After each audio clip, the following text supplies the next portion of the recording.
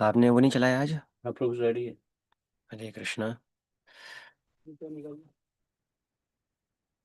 तो निकल भाई। एक- बस बस। हम कुछ प्रणाम मंत्रों के साथ शुरू करते हैं। आप सभी लोग अपने अपने स्थान पर हाथ जोड़कर बैठ जाएं और मेरे साथ प्रणाम मंत्रों का उच्चारण करें। नमः विष्णुपादाय कृष्णप्रेष्ठाय भूतले श्रीमते भक्तिवेदांत स्वामिनिति नामिने। नमस्ते सारस्वते देवे गौरवाणी प्रचारिणे निर्विशेष शून्यवादी पाश्चात्य देशतारिणे। जय श्री कृष्ण चैतन्य प्रभु नित्यानंद श्री अद्वैत गदाधर श्रीवासादि गौर भक्त वृंदा। हरे कृष्णा कृष्ण कृष्ण हरे हरे हरे राम राम राम हरे हरे। सो हम पढ़ रहे हैं भगवत गीता। आज का श्लोक संख्या है 5वें अध्याय का 25वां श्लोक। आप सभी लोग मेरे पीछे पीछे दोहराएं। लभन्ते ब्रह्म निर्वाणम ऋषया क्षीण कल्मषाः छिन्नद्वैध्या चितात्मानम् सर्वभूतहिते रताः। एक बार पुनः दोहराएंगे।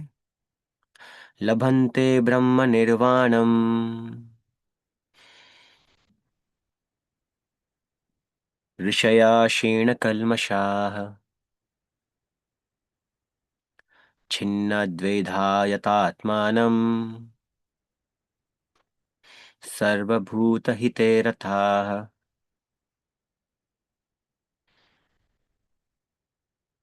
अभी कोई दोहराना चाहे तो दोहरा सकते हैं। हरे कृष्ण कृष्ण कृष्ण हरे कृष्णा प्रभु जी, दंडवत प्रणाम। कृष्ण प्रणाम।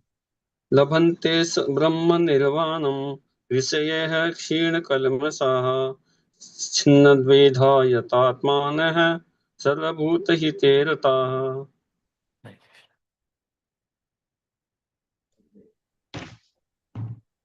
हरे कृष्ण प्रभु, दंडवत प्रणाम। प्रणाम। लभन्ते ब्रह्म निर्वाणं ऋष्याशिने कल्मषा।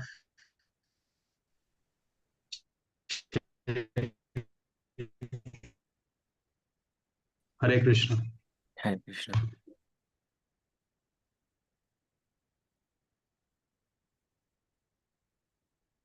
हरे कृष्ण प्रभु जी, दंडवत प्रणाम। धन्यवाद प्रणाम।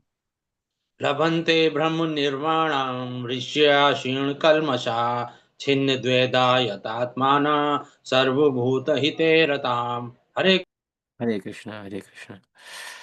हम आगे बढ़ेंगे शब्दार्थ की ओर।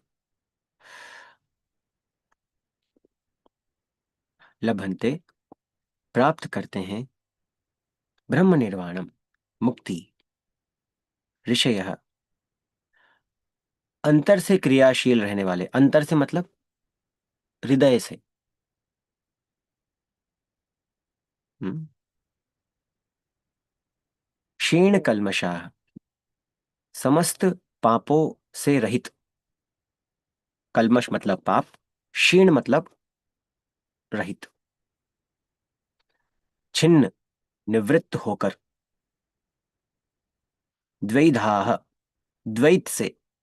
द्वैत मतलब हम समझेंगे आगे। द्वैत मतलब क्या होता है? कोई बताएंगे द्वैत मतलब क्या होता है? हैंड रेस करेंगे? थोड़ा प्रयास कीजिए। क्या होता है द्वैत? दिनेश द्वैलिक पारिक प्रभु प्रभु जी जी। जो है, दिनेश पारिक प्रभु, यहाँ पर उन्होंने हैंड रेस किया है ना, दिनेश पारिक। यस। हाँ यस, बताएं।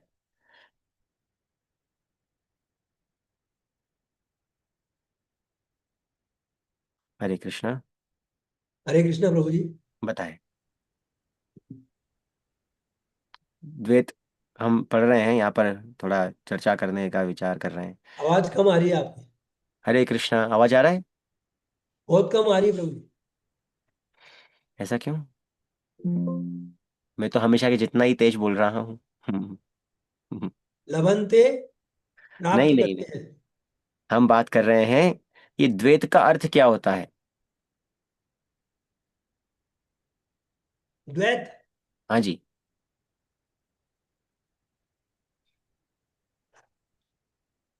द्वैत से मतलब दो, हम्म। जैसे सुख और दुख, हम्म। रात और दिन, ये द्वैत। हम्म। एकदम सही जवाब। तो यहाँ पर इसी की बात चल रही है। इंग्लिश में बोलते हैं ड्युअलिटी। जैसे कि सुख और दुख, जैसे प्रभु जी बता रहे हैं, लाभ हानि, जय विजय, पराजय। हम्म। इस प्रकार से बहुत जगह आप पाएंगे कृष्ण जो है इस विचार को बार बार प्रस्तुत करते हैं भगवत गीता के अंदर। द्वैत से निवृत्त होकर, छिन्न द्वैदाह, मतलब द्वैत से निवृत्त, निवृत्त मतलब अभी द्वैत से वो जो है पूर्ण रूप से मुक्त हो गए हैं, ड्युअलिटी से जो है बाहर आ गए हैं, द्वैत से मुक्त हो गए हैं। तो ये भी एक क्वालिटी यहाँ पर बताई गई है। आगे बढ़ेंगे। यत आत्मन आत्मानः, आत्म साक्षात्कार में नीरत, सर्वभूत समस्त जीवों के हिते कल्याण में रता, लगे हुए। अनुवाद एवं तात्पर्य शिला प्रभुपाद के द्वारा प्रस्तुत। जो लोग संशय से उत्पन्न होने वाले द्वैत से परे हैं। देखिए कितनी सुंदर लाइन है। शुद्ध भक्त का यही स्वभाव है और हमें ये समझना भी चाहिए। उनके हर शब्द में एक वजन होता है। वो कुछ भी बिना वजह कहते नहीं है, लिखते नहीं है, प्रस्तुत नहीं करते। हर शब्द में एक शुद्धता है, एक दिव्यता है। जब हम उस भाव से पढ़ते हैं या श्रवण करते हैं तो हमें भी वो शुद्धता, वो दिव्यता का क्या होता है, वो शुद्धता को हम प्राप्त करते हैं, वो दिव्यता को हम प्राप्त करते हैं। यही तो है संग। पढ़ लेना संग थोड़ी ही है। संग है उनके विचारों का संग करना, उनके भावों का संग करना। हम्म, इसलिए हर शब्द को यहाँ पर इतने वजन के साथ प्रभुपाद लिखते हैं। देखिए आप, जो लोग संशय से उत्पन्न होने वाले द्वैत से परे हैं। तो द्वैत कहाँ से उत्पन्न होता है? संशय से। इसमें आगे श्रील प्रभुपाद बताते हैं, जिनके मन आत्म साक्षात्कार में रत हैं। पहली क्वालिटी क्या हुई? दे आर बियॉन्ड ड्युअलिटी, मतलब सुख दुख, लाभ हानि, जय विजय, शीत उष्ण, हार जीत, और कई प्रकार के ड्युअलिटी होती है भौतिक संसार में। हर जगह ड्युअलिटी ही ड्युअलिटी है। तो उससे वो क्या है? परे हैं। फिर दूसरी क्वालिटी क्या है? जिनके मन आत्म साक्षात्कार में रत हैं। कहां पर है वो कहां पर, उनका मन कहां लगा हुआ है? रत मतलब अटक गया है, वहीं वहीं अटक गया है, बाहर नहीं निकल पा रहा है। जिसे को रति आ जाती है, रति आसक्ति हो जाती है, मोह आ जाता है। तो कहां पर अटक गए हैं वो? कहां पर रुक गए हैं? कहां पर उनका जो मन जो है अभी जाकर टिक गया है? वो है आत्म साक्षात्कार के विषय में। यह है उनकी दूसरी क्वालिटी। ये किन की क्वालिटी बात चल रही है? हम आगे पढ़ेंगे किन के बारे में बात कर रहे हैं। तीसरा, जो समस्त जीवों के कल्याण कार्य करने में सदैव व्यस्त रहते हैं।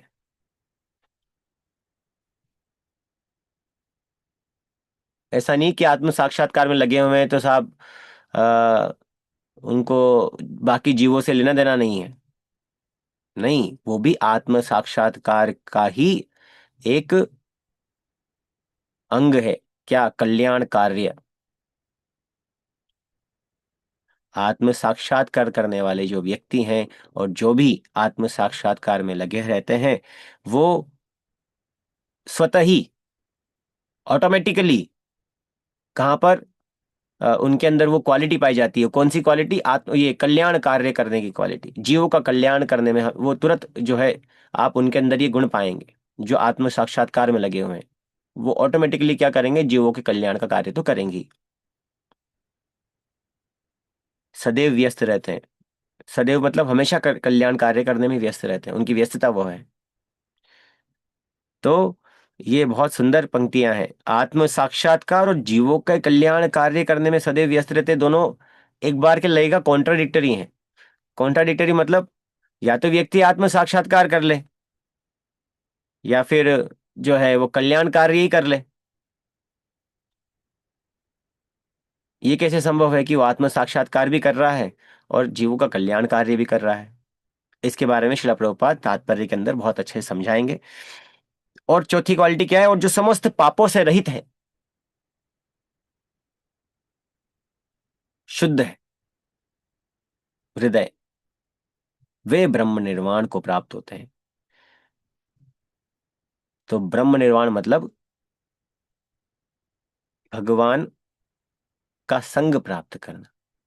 श्रील प्रभुपाद इसी अध्याय में एक जगह ब्रह्म निर्वाण के बारे में चर्चा करते हैं।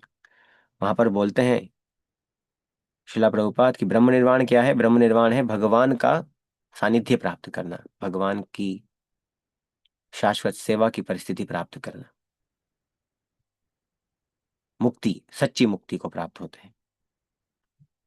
अब हम पढ़ते हैं तात्पर्य। सभी लोग मैं आशा करता हूं आप सब लोग जब भी आएं तो जरूर पुस्तक रखें अपने साथ, भगवत गीता, और साथ साथ पढ़ते रहें। बहुत एक अलग प्रकार का लाभ प्राप्त होता है जब आप हम पढ़ते जा रहे हैं और आप साथ साथ बने हुए रहते हैं। तात्पर्य: केवल वही व्यक्ति सभी जीवों के कल्याण कार्य में रत कहा जाएगा जो पूर्णतया कृष्ण भावना भावित है।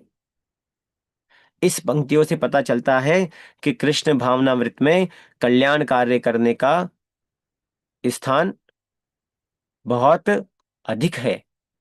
ये कोई आ, कृष्ण भावनामृत कोई समाज से एक भिन्न अवस्था नहीं, समाज से छूटकर दूर होकर अभ्यास की अवस्था नहीं है। नहीं, वो भौतिकता से दूर लेके जाती है, ना कि समाज से। समझे? ये समझना है। बहुत बहुत ये बहुत सिंपल साधारण बात है और बहुत ही आ, आनंद देने वाली बात है। आपको समाज से दूर नहीं, वो आपको भौतिकता से दूर लेके जाती है। लोगों को लगता है समाज से दूर चले गए हैं। ऐसा नहीं है।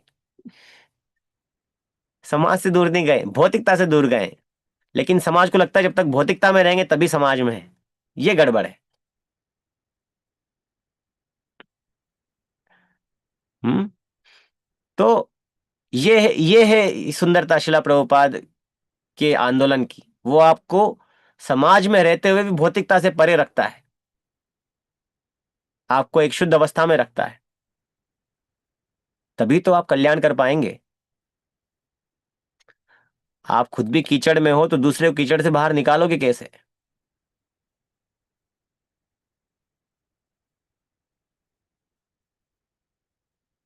एक व्यक्ति जिसका जो डूब रहा है, शिला प्रभुपाद बहुत सुंदर उदाहरण देते हैं। दोनों उदाहरण प्रभुपाद ने दिए हैं। एक है जो व्यक्ति खुद ही, शिला प्रभुपाद बोलते हैं कि एक व्यक्ति है जो खुद ही लोहे की जंजीरों से बंधा हुआ है, पूरा अच्छे से बंधा हुआ है, और लोग उससे आशा करें कि ये जो है मुझे, वो जो दूसरे लोग हैं वो भी बंधे हुए हैं और वो आशा कर रहे हैं उस व्यक्ति से, जो बोलते हैं एक होती है सोने की जंजीरें, एक होती है लोहे की जंजीरें। तो जो सोने की जंजीरों से बंधा हुआ है उससे आशा कर रहे हैं कि मुझे, जो मैं हूं, मैं जो लोहे की जंजीरों से बंधा हुआ हूं, वो व्यक्ति जो सोने की जंजीरों से बंधा हुआ है मुझे मुक्त कर देगा इस लोहे की जंजीरों से। श्रील प्रभुपाद कहते हैं जो खुद ही बंधा हुआ है वो दूसरे को कैसे बंधनों से मुक्त करे। और सुंदर उदाहरण क्या है एक और, उसमें है कि एक व्यक्ति जो डूब रहा है, तो पहले जो बचाने वाला है उसको चाहिए कि वो डूबे ना। अगर वो भी डूब जाएगा तो फिर बचाएगा कैसे? इसी प्रकार से ये जो कल्याण कार्य है, ये कल्याण कार्य होता क्या है, शिला प्रभुपाद इसमें आगे बताएंगे भी कि कल्याण, ये कार्य तो बहुत सारे हैं। सब व्यक्ति बोलते हैं कि कल्याण कार्य कर रहे हैं। यहीं पर हमें सहायता लेनी होती है भगवान के निर्देशों की, क्योंकि मेरा मन कहेगा कि आ, एक जैसे कि उदाहरण देते हैं आपको। एक पिता के दो पुत्र होते हैं। हम्म। दोनों पुत्र जो है आपस में बड़ा अच्छा घनिष्ठ संबंध होता है। हालांकि आजकल बहुत कम पाया जाता है, लेकिन उनमें वो थोड़े एक्सेप्शन थे, अपवाद। तो उनके अंदर अच्छा अच्छा घनिष्ठ संबंध था। तो होता क्या है कि एक पुत्र को जो है, जो छोटे भाई है और बड़ा भाई, तो जो छोटा भाई होता है उसको कुछ बीमारी हो जाती है और उसको सॉलिड फूड खाने को मना कर देते हैं डॉक्टर। अभी बड़े भाई को पता नहीं होता है, पिताजी को पता होता है। तो एक दिन घर में बनते हैं आलू के पराठे।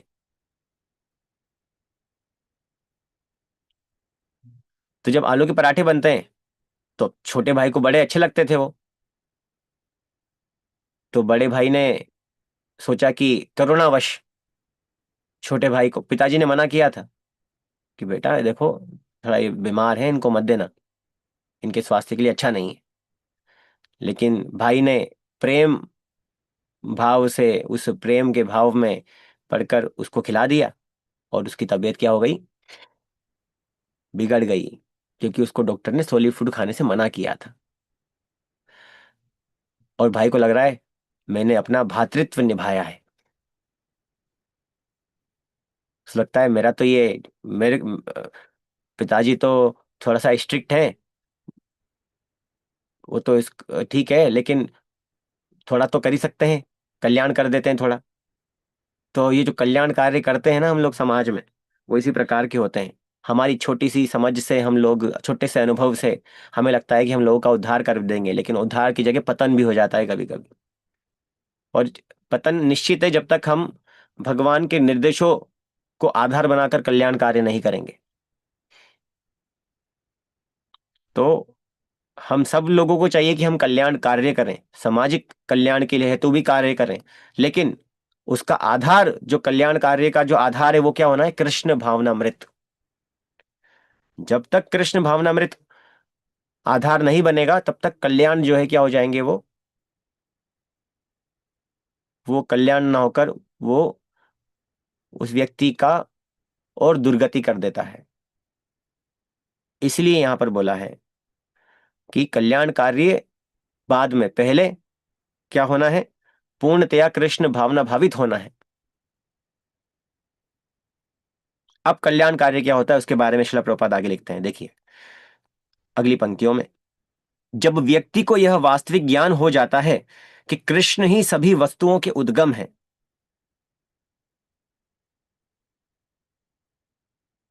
तब वह जो भी कर्म करता है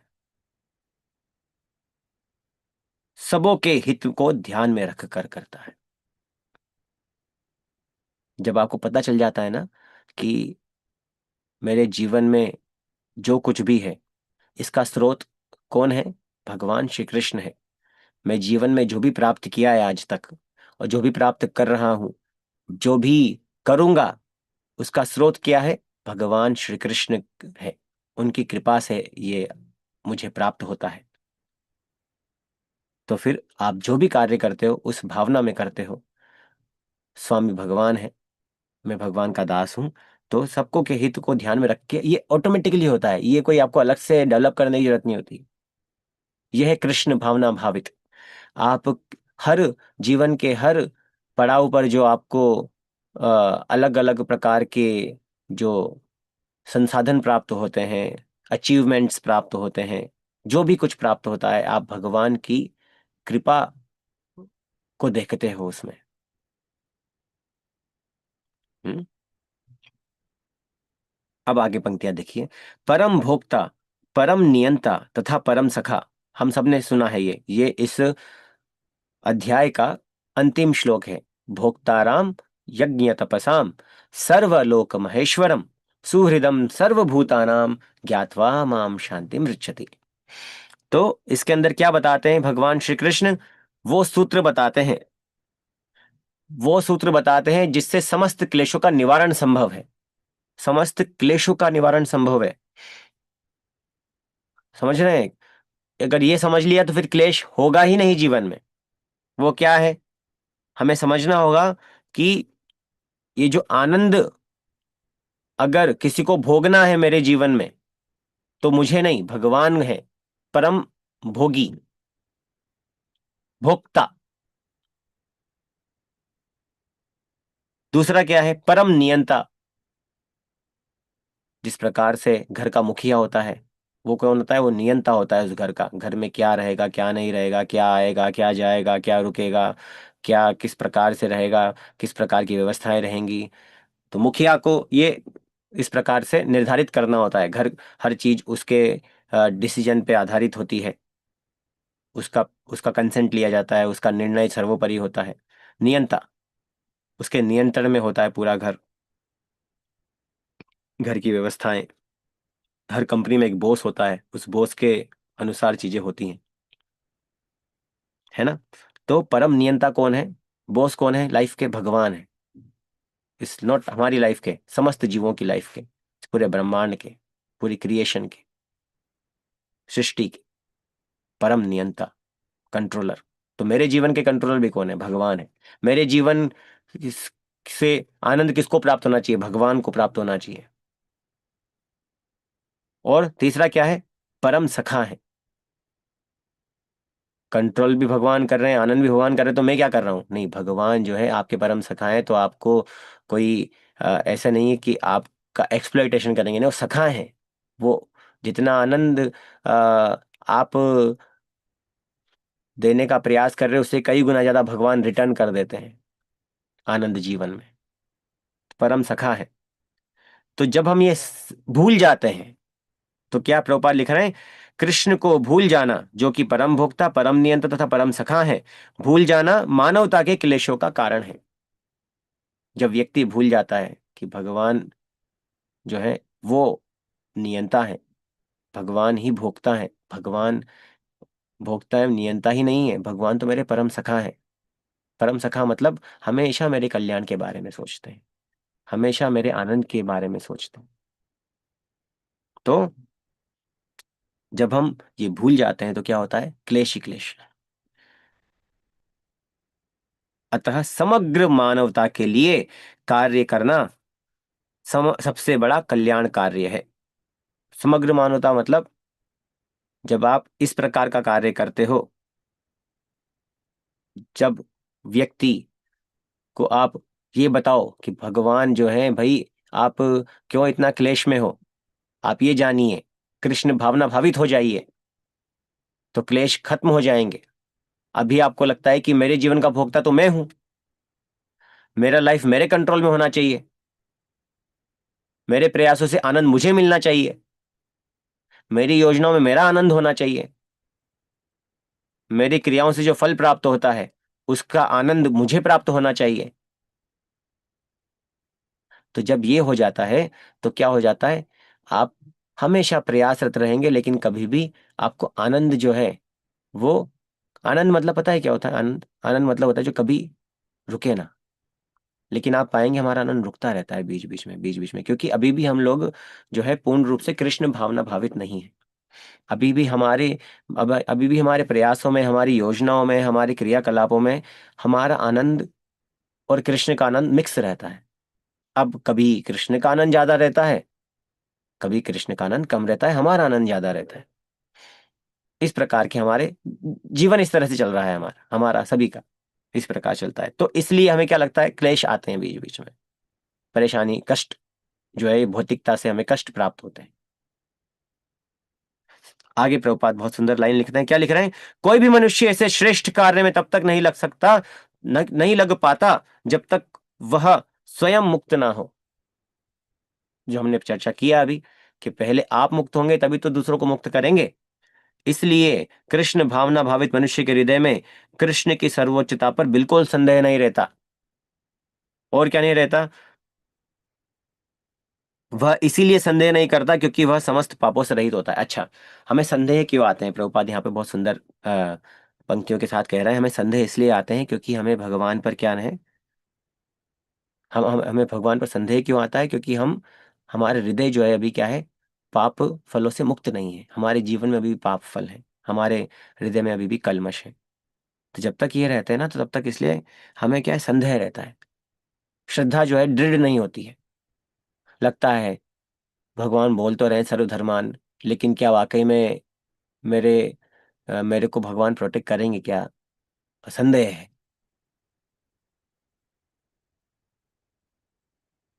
जैसे हम कभी कभी पुस्तक वितरण करने जाते हैं, तो लोग बोलते हैं कि साहब, अगर मैं भक्ति करूंगा तो घर में कमाएगा कौन?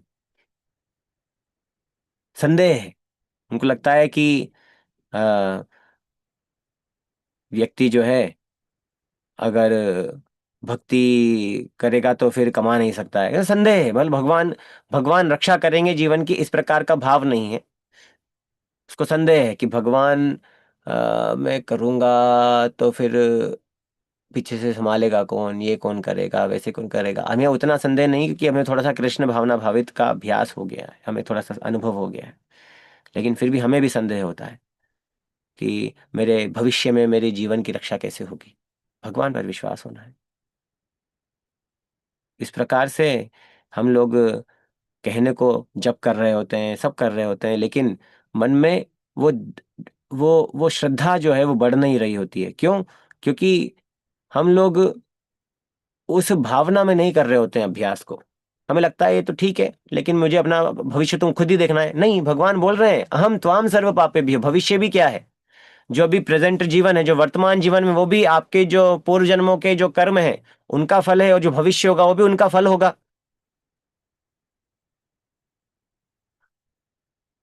तो भगवान बोल रहे हैं मैं समस्त जो ये प्रक्रिया है उससे मुक्त कर दूंगा। तो विश्वास के साथ तो करना पड़ता है। ये हम सबको अनुभव करना चाहिए। हम सबको चाहिए कि हम अनुभव करें भगवान की वो जो आश्रय है, भगवान के आश्रय, दिव्य आश्रय को अनुभव करें जीवन में। इसीलिए ये कृष्ण भावनामृत संघ है, कृष्ण भावनामृत आंदोलन है। ये चाहता है, ये इसके माध्यम से श्री शिला प्रभुपाद हम सबको वो अनुभव कराना चाहते हैं जो भगवद गीता में श्री कृष्ण अर्जुन को बता रहे हैं। अहम त्वाम सर्व पापेभ्यो मोक्षयिष्यामि मा शुच। उस श्रद्धा के साथ हमें अभ्यास करना चाहिए, हम सबको अभ्यास करना चाहिए। फिर संदेह नहीं रहेगा। आगे बढ़ेंगे। जो व्यक्ति मानव समाज का भौतिक कल्याण करने में ही व्यस्त रहता है, भौतिक कल्याण और आध्यात्मिक कल्याण, देखो प्रभुपाद हम यहां पर कल्याण को दो भागों में विभाजित करते हैं, भौतिक एवं आध्यात्मिक। जो व्यक्ति क्या कर रहा है,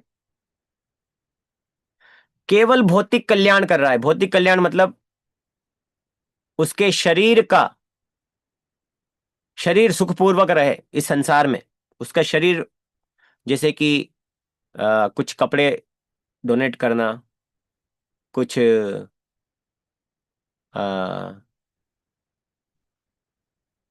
उसके शरीर को कष्ट से बाहर लेके आना।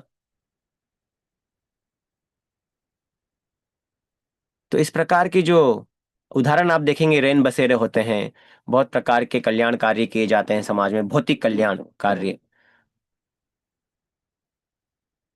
गरीबों को दान देना। इस प्रकार के बहुत सारे कल्याण कार्य होते हैं। तो प्रभुपाद बोल रहे हैं वह वास्तव में किसी की भी सहायता नहीं कर सकता। क्यों? क्योंकि अल्टीमेटली जो कल्याण कर रहा है वो कहां तक जा रहा है, शरीर तक एवं मन तक। अंत जो अगली पंक्तियां हैं वो इस प्रकार से हैं, शरीर तथा मन की क्षणिक खुशी संतोषजनक नहीं होती।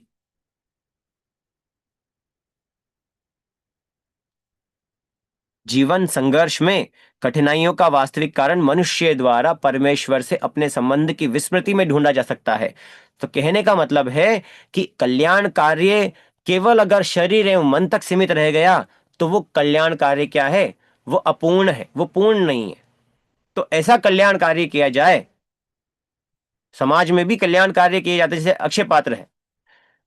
एक होता है आप बस कुछ बनाओ और खिला दो, एक होता है प्रसाद वितरण। तो शिला प्रभुपाद ने हमें क्या बताया, प्रसाद वितरण बताया। अब प्रसाद वितरण में क्या है, प्रसाद में भगवान की कृपा उसको प्राप्त हो रही है, उसको पता भी नहीं चल रहा कि वो, उसको तो लग रहा है कि वो भोजन प्राप्त कर रहा है, लेकिन उसे अज्ञात सुकृति प्राप्त होती है। वो क्या होती है, वो भगवान की तरफ धीरे धीरे बढ़ता चला जाता है। प्रसाद की बहुत बड़ी जो है अ, आप पाएंगे शास्त्रों के अंदर महिमा मंडन किया हुआ है प्रसाद के बारे में। तो भगवान का प्रसाद तो भगवान की साक्षात कृपा है, तो वो आज कितने लाखों लोगों को वितरित की जा रही है। तो ये भी भौतिक दृष्टि से तो एक केवल शरीर को जो है तृप्त करने का कार्य लगता है लोग को, लेकिन हमें पता है कितना बड़ा आध्यात्मिक कार्य किया जा रहा है। तो इस प्रकार इंटेलिजेंटली एक्ट करना होता है। तो कहने का मतलब है कि आपने कल्याण के कार्य को केवल शरीर तक सीमित ना रखकर उसके आत्मा को भी बेनिफिट दिया। इस प्रकार से हमें कल्याण कार्य करने होते हैं। तो इसके लिए हमें गुरु का बहुत सटीक मार्ग निर्देशन में चलना होता है। इसलिए बहुत जरूरी है कि हम जो अनुभवी वैष्णव हैं, गुरु हमारे शिला प्रभुपाद, उनके मार्गदर्शन में ही इस प्रकार के कल्याण कार्य करें, मनो धर्म से ना चलें। जब मनुष्य कृष्ण के साथ अपने संबंध के प्रति पूर्णतया सचेष्ट रहता है तो वह वास्तव में मुक्त आत्मा होता है, भले ही वह भौतिक शरीर के जाल में फंसा हो। फिर कोई दिक्कत नहीं है। एक बार आपको आपके प्रयास, कल्याण कार्य के प्रयास में, पहले तो हम ही समझें कि हम लोग शरीर नहीं, हम आत्मा हैं और हमारा भगवान के साथ एक शाश्वत संबंध है। जब हम इस समझ को जी रहे होते हैं, इस समझ में जी रहे होते हैं अपना जीवन, तो फिर क्या होता है, फिर फर्क नहीं पड़ता कि जीवन में क्या चल रहा है क्या नहीं चल रहा। क्योंकि एक चीज क्लियर होती है कि ultimately I am Krishna servant, Krishna is my master. मुझे बस भगवान श्री कृष्ण को और उनके जो प्रिय भक्त हैं, हमारे लिए शिला प्रभुपाद हैं, उनको आनंद देने में लगे रहना है। और वो उसमें आनंद देने में उसको वास्तविक आनंद की अनुभूति होती है। तो वो अनुभूति शिला प्रभुपाद चाहते हैं हम सब करें। जब तक वो अनुभूति नहीं करेंगे तब तक सेंस ग्रेटिफिकेशन छूटेगा नहीं। हमारा प्रोसेस वैसा नहीं है, उल्टा, कि पहले ये भौतिक छोड़ो, भौतिकता छोड़ो छोड़ो छोड़ो सब छोड़ दो, फिर आध्यात्मिकता को अपनाएंगे। नहीं नहीं, हम बोल रहे हैं आध्यात्मिकता को अपना लो, भौतिकता छूट जाएगी। भगवान के आनंद को अपना लो अपने जीवन में, प्रभुपाद के आनंद को अपना लो, भगवान के शुद्ध भक्त के आनंद को अपना लो। अपने आप की जो है खुद के आनंद के जो प्रयास है वो स्वतः ही कम हो जाएंगे और धीरे धीरे क्या हो जाएंगे, क्षीण कल्मषाः। कल्मश क्या है, इंद्रिय भोग। बस वो कल्मश खत्म हो जाएगा, इंद्रिय भोग कम हो जाएगा, और भगवान के इंद्रियों का हम जो है क्या करें, आनंद वर्धन करें। सो आज के चर्चा में हमने डिस्कस किया टेक्स्ट नंबर 25, श्लोक संख्या 25, 5वें अध्याय से।